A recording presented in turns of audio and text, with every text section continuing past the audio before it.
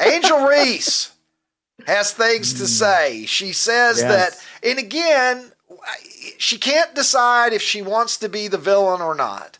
One day she's the victim. One day she's saying things that make her villainous. She says that she wants to bring trash talk to women's basketball. She said the championship game where she pointed at her ring finger changed her life, and no doubt it did, because that was the beginning of the Angel Reese, Caitlin Clark rivalry, really. And she said, hey, there's trash talk in the men's game. I'm bringing that energy to the women's game. Now, she did go on to say that she has a lot of respect for Caitlin Clark as a player, and said, one day I hope we can be teammates. So I don't know. So she was a little bit complimentary there as well. So, we want to be fair to her. Well, I like it. By the way, if Angel Reese had owned that from day one, I'd have no problems with Angel Reese or anybody else. If you want to be a villain, and that to me is not even being a villain. That's just like playing a heel. And we've talked about it, like Bill Lambier or Dennis Rodman early on. The Bad Boy Pistons, they didn't make apologies. They didn't then claim to be victims when they were beating the crap out of you when you came down the lane. They just said, this is who we are. This is who we're going to be. And we know you don't like us, and we don't care. Like, if she had done that, I'd be like, cool, go Angel Reese. Be yourself. That's who you are. You can't say, I'm going to be a heel. I'm going to talk trash. I'm going to point to my ring because you don't have one, and do all these things and then go, oh, woe is me. Oh, it's, you know what? You guys are all coming down on me and I can't handle it. Like, that's the only problem with it. I love trash talk. You think Kobe Bryant would have sat here today and said, you know what? Even though I was Mamba mentality and I got on everybody, you know what? I was really the victim. And it was really, you guys were mean to me. No, Jordan didn't do that. That's what competitive people do. So if she just owned that from the beginning, instead of then tried, as you said, kind of do the mental gymnastics to know I get to be the bad guy and the good guy. I want to be liked, and it doesn't work that way. You got to pick a lane, stay in the lane, and we'll follow you in that lane. But once you start to go out of it, we're like, uh-oh, we got fake. We can't handle fake. We can handle real, even if we don't like the real, but we can respect the real. We don't like the flip-flop. Yeah, I mean, sports needs villains, as I've said. Yeah. And that shouldn't extend to people hating you off the court or some of the things that I'm sure she's heard and has had directed at her. I am sympathetic to that. But yeah, sports needs villains. I don't have a problem with it. She makes the WNBA more interesting. She does. Absolutely. And even if that is, kind of being the heel in wrestling parlance, that is something that I think has added to the intrigue of the league. Clearly, she goes on to say that her WNBA salary doesn't pay her rent. Let's go to Angel Reese speaking on how what she's getting paid by the league doesn't cover her expenses. He ain't pays them bills, baby. I just hope y'all know the WNBA don't pay my bills at all. I don't even think that pays one of my bills. Literally. I'm trying to think of like my rent for where I stay at. I'm gonna do the math real quick. I don't even know my salary. Does it? Let me see. You don't even Yo! I'm living beyond my means. It's like no, my rent is more than that. It's $8,000. So her WNBA salary doesn't pay her rent. Now her WNBA salary is like $74,000. So she makes a regular American salary for an extraordinary amount of attention that she gets. Now, obviously she's cashing in with endorsements and all of that, but isn't there an incentive? If you're in the NBA and you've got a guaranteed contract of 5, 10 plus $10 million, whatever, you don't necessarily have an incentive to go out and make headlines because you're being compensated. And I'm sure there are a lot of guys in the NBA and other sports leagues that are happy to fly under the radar, and they're being very well compensated for what they're doing. In the case of the WNBA, I don't know. I mean, it's like, don't you almost want to create a persona so that you can go out and make money off the court? Because these women are not getting rich from their salaries. That much is true. No, and by the way, like if she didn't have all the other things that LSU and now certainly the WNBA, the exposure of those two places has gotten her all those lucrative contracts away from on the playing court. Her rent is $8,000 a month, Ricky.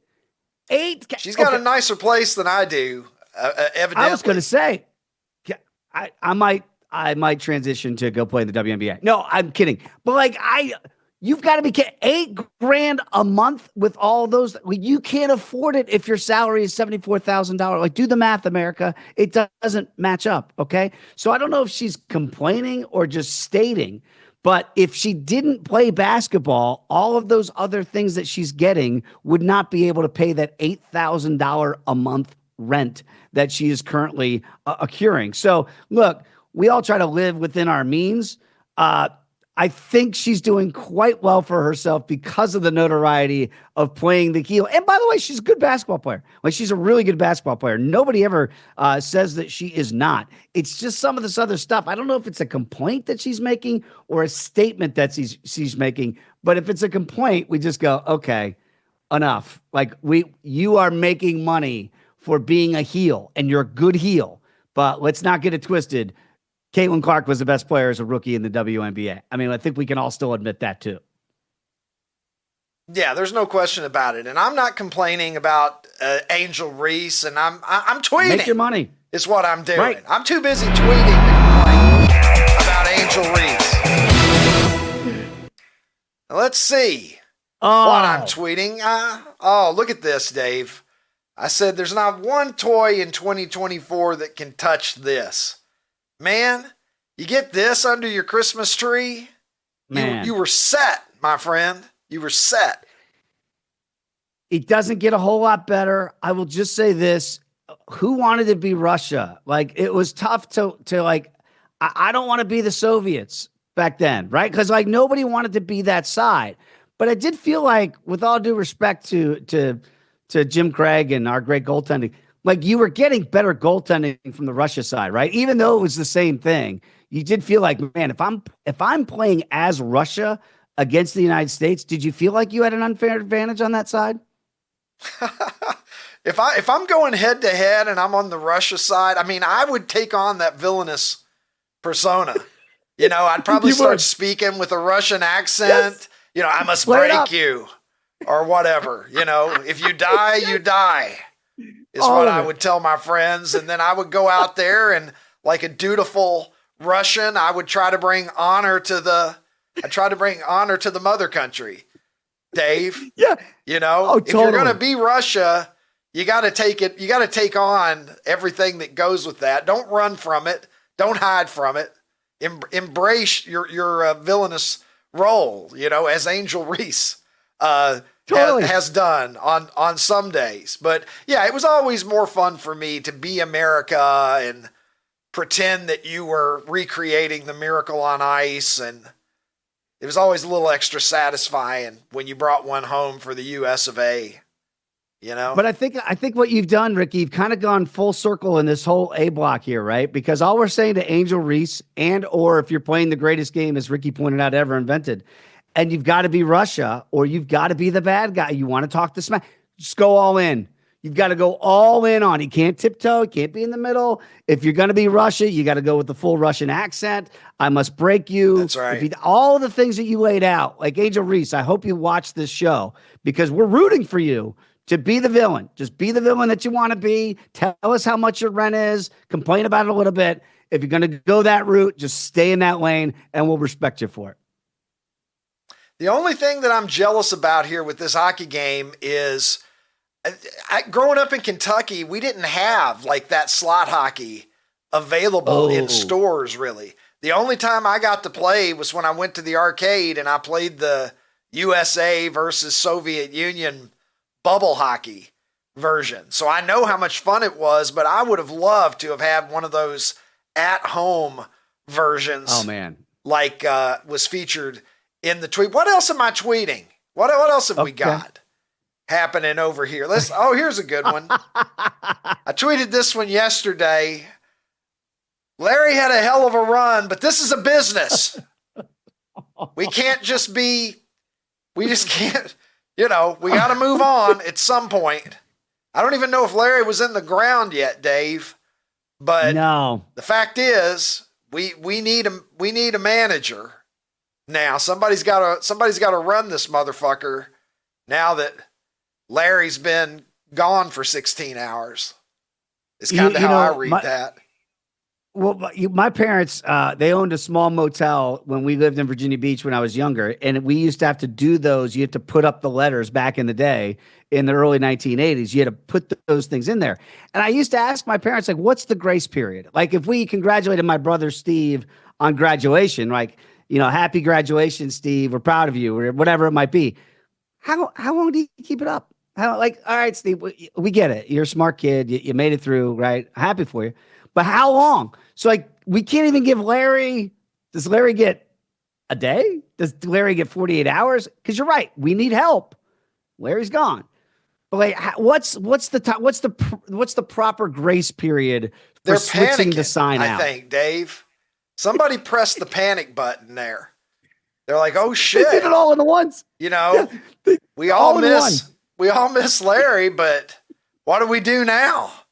Larry was probably, he trained everybody. I don't know.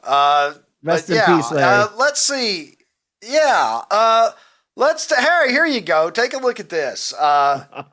Man, these are the memories. This is the kind of television that many of us grew up on. I said, my dad turned this TV on in 1973, and that fucker's still warming up. Remember, Dave, you'd start it, you get some static. You could feel the hair on your arm stand up if you put it next to the screen. And then it would just very, very slowly, like eventually you'd see an outline of somebody's body. And then a little while later, it was like watching a Polaroid develop. And then eventually your TV was on, but it took it a while. The TV had to loosen up and stretch a little bit. That takes me back to going to see Grandma in Wheeling, West Virginia when I was a kid. Now, this is Pittsburgh Pirates country for those of a certain age. And the Pirates and the Mets used to be in the same division back then in the NL East. And if the Mets and Pirates are on, I wanted to watch the game, Grandma. She had one of those TVs, and she would always have on kind of to me as a kid, like a 7-year-old kid, a scary, maybe it's birds or something's on. And Grandma would fall asleep in the chair, and you had to go up there to that TV, by the way, that you pointed to. You didn't have a clicker to switch the channel. You had to go physically change the channel. And I'm not kidding you, Ricky. Did. Every time I went to try to change that channel, one eye would open. Don't touch that channel. So she never fully slept, and I never got to watch that game that I wanted to watch. Those are tricky TVs that you had to navigate. Yeah, remember the whole thing? My mom was always like, don't sit too close to it because you'll go blind. Yeah, and I don't know what the science was to that. I don't think there actually is any science to it, but there were a lot of parents, particularly moms, that were very concerned that if you sat too close to the TV, it was going to take your eyesight from you. You were going to be like Stevie Wonder. Who was it? Yeah. Drew Barrymore? Wasn't she the girl in Poltergeist and she goes through the TV? Right? Was that Drew Barrymore? I don't think it was Drew Barrymore. It was because that little girl died, I think. Did she really go through the TV? Like a few years later. Well, she didn't go through the TV, but I do believe that she passed away at a young age. Yeah. Like Larry. Dude, the static. The static. Heather O'Rourke was her name, and I'm not sure what happened, but but she did. She passed away. Child actress. There was like a poltergeist. Wasn't there like a poltergeist jinx or something? I think there were multiple people from that movie who died early, and that just added to the creepiness factor of the movie. I never saw Poltergeist. I did not fuck with that. It was too much for me. I couldn't do it. I could handle Halloween. I could handle Freddy Krueger. Poltergeist was where I drew the line. The Amityville Horror scared the fuck out of me as well when I was a kid. That's another one that I didn't want any part of. I saw part of it one time on HBO. It fucked me up good, Dave. Yeah, those are horrific, but all I remember from Poltergeist is that little girl, God rest her soul, sitting too close to the TV. Like the one in 1973 that you pointed out on Twitter. Like, don't sit that close to the TV. I'm not saying you're going to go through the TV, but if you watch the movie, you go, oh, that's a reason not to sit too close to it, just in case. Yeah. Yeah. Maybe just give it a healthy amount of respect. Just a little buffer there. Yeah. Just give it a little room. 4-time 20-game winner. The most valuable player of the 1989 World Series, one of the finest pitchers of his generation. I'm joined by the great Dave Stewart. Dave, how are you this morning? Doing okay. How about you? Doing very well. Thank you so much for being on the program. Dave, I have to tell you, man, I look back at your career now, and 4 consecutive 20-win seasons. You were good for 250-plus innings a year. Truly one of the great front-end number 1 starters that we've seen in baseball in my lifetime. Dave, you've been an executive. You've been a general manager in the game. What has happened with the way pitchers are handled now as opposed to your era? Because I think we had a couple of pitchers this year in baseball who cracked 200 innings. And of course, pitch counts are such an important consideration now. You're not that old of a guy, and in your era, you were out there every 5th day taking the ball, working into the 8th and 9th inning frequently. What has changed in the game? It's the way that they train pitchers now. Pitchers now are max effort guys from first pitch to last pitch. The art of pitching as we know it is kind of gone away in the game. I wasn't a max effort guy. I didn't throw my fastball as hard as I could throw it. I definitely didn't throw my breaking ball as hard as I could throw it. And the forkball, which was my best pitch, was a pitch that I could, throw at 72 to 79 miles an hour. And so it's the art of pitching. The art of pitching has left the game. Guys are max effort. And when you're a max effort guy, you throw a lot of pitches in a short amount of time. You see guys that are lasting 5 innings. The reason that they're out there only 5 innings is because they've thrown every bullet that they have. Also, the league doesn't trust that these guys are capable of thinking their way through a lineup for 3 or 4 times.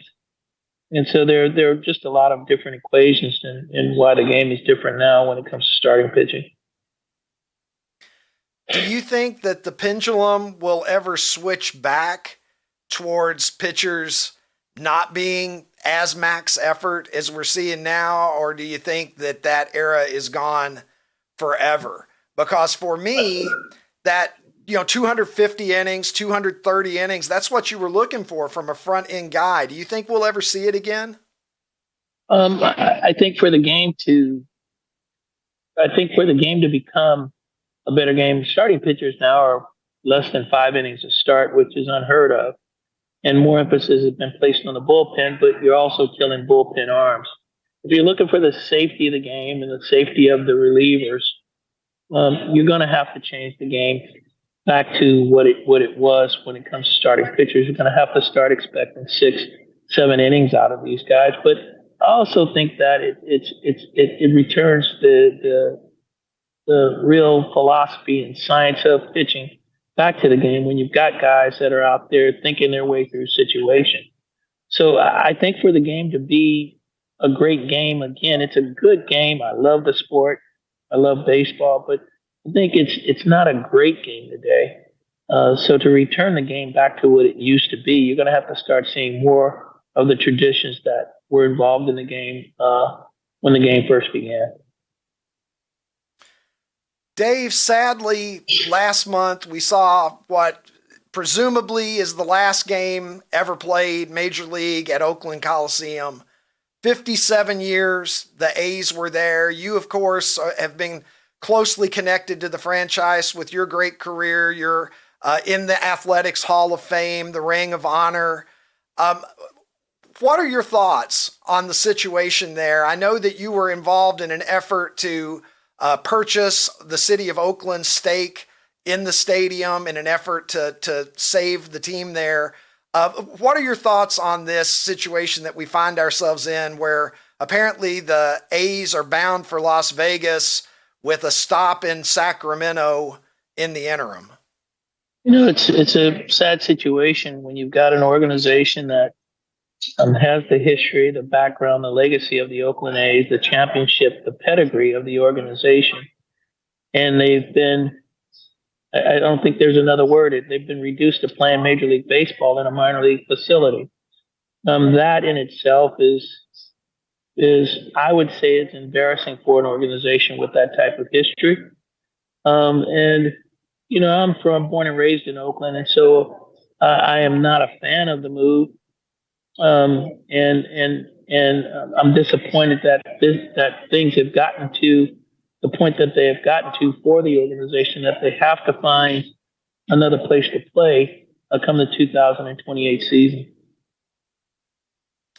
Dave, obviously you were a part of some outstanding Oakland A's ball clubs, winning the World Series in 1989, the year of the earthquake. It was a series sweep that took 2 weeks to complete. And of course, you all were in the World Series 3 years in a row there, from 88 to 1990. What are your memories of those great teams? Because looking back at McGuire and Canseco and yourself, you had a Hall of Fame manager in Tony La Russa and other great players like Bob Welch and Don Baylor and guys like that. What are your thoughts when you look back on that dynasty that you guys had? It's about friendships, which a lot of the guys that I played with back in those days are still guys that I have relationships with. Bobby Welch, who was probably my best friend in the days, obviously he's passed and he's gone away. Dave Henderson was a key piece of that team, and he is now passed and gone on to Tony Phillips. But there are a lot of friendships that I've carried from that. Dave Parker, Tony La Russa, Carney Lansford, Terry Steinbach, Ricky Henderson, who was a childhood friend. Those are the things that I remember. The relationships that we built then, all of us having one goal, which was to win a championship and be a part of something great for the city of Oakland and to build something great for the city of Oakland. The laughter in the clubhouse, the name calling and the play that we had that joined us together as one unit. I mean, there's so many different things. People think about just winning when it comes to baseball, but winning, there are other pieces that create that, and a lot of it is camaraderie, chemistry, and brotherhood, quite frankly. Ricky Henderson, as a childhood friend, when did you first realize that Ricky Henderson was going to be something very special? Well, if you knew Ricky as a 12-year-old, 13-year-old, you knew he was going to be special. And he was an athlete. It wasn't just a baseball athlete. Ricky became a baseball athlete much later, but he was a great football athlete. Had an ability to play basketball, and baseball actually would have been his third sport. But as he got older, he matured more. He became more in love with the game of baseball over the game of football, but he's always had a special skill and a special talent.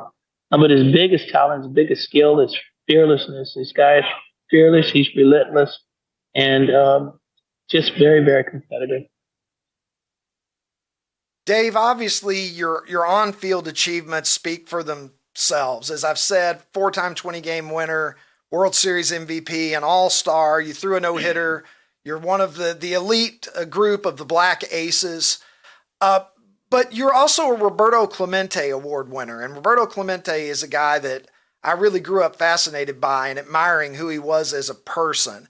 What did it mean to you to win the Clemente Award in 1990? Because that's a very high honor in the game. Well, for me, it's everything. One, it was unexpected. But I think what should be expected of all of our athletes in my time and today is that you give to your community that you play in, the community that you live in, the community that you are a part of. You should be a part of the community, and not just as a baseball athlete that people come to watch play, but giving in the community. My particular choice was youth sports. I was, because I was raised in youth sports. I was a boys and girls club type of kid. I had Young America baseball. I had Babe Ruth. I had basketball. I had all of those things. Were given to me as a child, and things that helped round me out. And so, I think that it's not far, and it shouldn't be far removed from any athlete to want to give and be a part of their community, give of themselves with their time and their money. And that's what it was the biggest honor that I've had. And I've had some big honors in the game of baseball, but the Clemente Award was the biggest honor that I've ever had in the game. Well, Dave, I know that in recent years you've been actively involved with your Smoke 34 ownership group in trying to bring baseball to Nashville, Tennessee. Baseball hasn't had expansion in going back, I guess, nearly 30 years now, the Diamondbacks and the Rays being the last two expansion teams to come into the league. What are your thoughts on bringing Major League Baseball to Nashville? And how optimistic are you that that's something that you'll be able to accomplish in the coming years? We've got the Major League Baseball CBA, collective bargaining agreement, which is going to have to be renegotiated at the end of the 2026 season. And I'm under the assumption that if everything goes well with the CBA, there's no work stoppage, that we can at least set our sights on being in a position in 2029 to play baseball in Nashville. And so, everything that I'm doing and my team is doing, we're gearing ourselves to be able to play baseball in 2029 in Nashville. That's what we're gearing towards. The rumors are that Jerry Reinsdorf is possibly in the market to sell the Chicago White Sox. You have been linked to that in the newspapers. Is there an interest there potentially if the White Sox are available?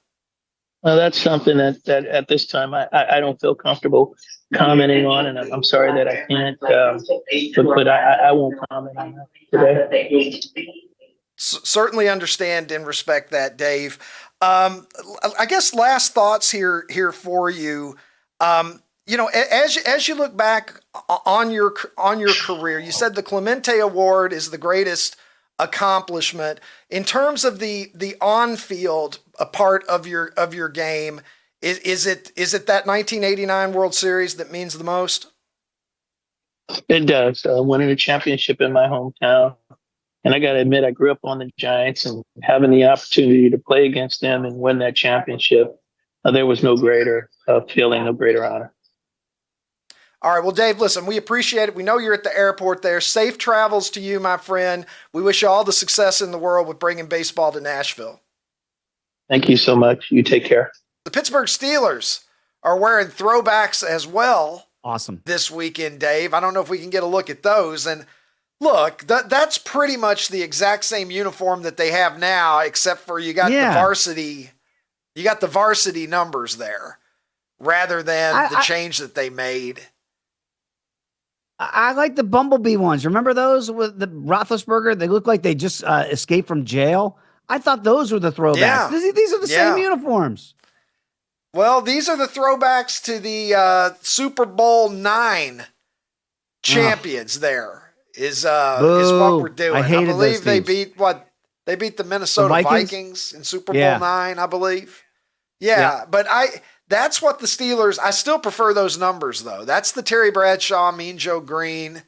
They switched to the I don't know what the number font is. I hated them too, man. I remember crying when they beat the Cowboys in Super Bowl 13. Not over that game. Messed me up. Yeah. Catch the ball. I'm Jackie just Smith, saying. catch the ball. Oh my God. There it is. There's the Bumblebee. You go. Look at that. There's the Bumblebee. Look right at out of prison. Ben Roethlisberger. Break those out. You can do that if you want to. What What are your favorite throwbacks, Dave? Ooh. If you were the commissioner of Throwbackery, what are the uniforms that you would reinstitute if you were given those special powers? It's so funny that we're talking about the 70s in certain, like the Steelers, because they beat my Cowboys in Super Bowl 10 and 13. That's why I don't like those. Like, remember the Broncos old 70 uniforms? Those were awesome. Remember the Cowboys beat the Steelers, beat the Broncos in Super Bowl 12. That helmet. Those are like, well, who's that? Ricky Nattil coming at you there. It feels like John Elway's going to show up at any moment. And then the three amigos at wide receiver. Like, look at that. Love and the socks, that. dude. Look at that. So hot. I miss the stripes. There should be more stripes. Yeah. So many teams today just go with the plain, the mono from the waist down look where you don't get that. I think those stripes are very important. It's an overlooked thing in the modern game. Yeah, but that is sharp. That is sharp. That is the old Orange Crush era uniforms right there. How about the Patriots? Remember John Hanna, the famed guard of the Patriots in the 70s? Yes. And basically that logo, kids, on that helmet is supposed to be John Hanna. Like, those are so clean, so crisp. Like, I know they weren't very good back then. They got good when they went to the USFL looking uniforms with Brady in the 2000s. But those are badass. Right. Those are the best. Just a pity, yeah. People say, well, they didn't win anything in those. I'm like, well, it's not the fucking uniform's fault that they didn't win. Player. Tom Brady could have won in that, and he would have looked better doing it. Look, let's get Bucko Bruce in here. My all-time favorite NFL uniform set, the Tampa Bay Buccaneers creamsicles. Let's get it up here. That's football porn right there. That is straight up football pornography. Take your wedding ring off. Baker. Get out some Jergens lotion. Look at that uniform, Dave. Okay. I'm getting carried away here. Now, Ricky, I got to tell you, I'm not 1980, but yes. That logo there with the Buccaneer with the sword going through his mouth. My Uncle Frank, who was a great football coach, Frank Sirianni, back in Fort Myers area, they sent me in 1980 a starter Tampa Bay Buck. It's like one of those sheen orange creamsicle jackets. I was terrified to wear it as a kid. Now, come on now. I could probably sell that for $1 million if I still had it. Like, it was the coolest gift ever given. Oh, it was unbelievable. But I didn't appreciate it, Ricky, because I was a Cowboy fan. I couldn't wear it because I was a Cowboy fan. And I'm like, man, I wish I had that knowledge now of how hot that look was that I couldn't appreciate. 10-year-old me did not pick up what my uncle was putting down. Hey, OutKick fans on YouTube, if you enjoyed this episode, hit the subscribe button and make your way over to OutKick.com where you can watch the full episode.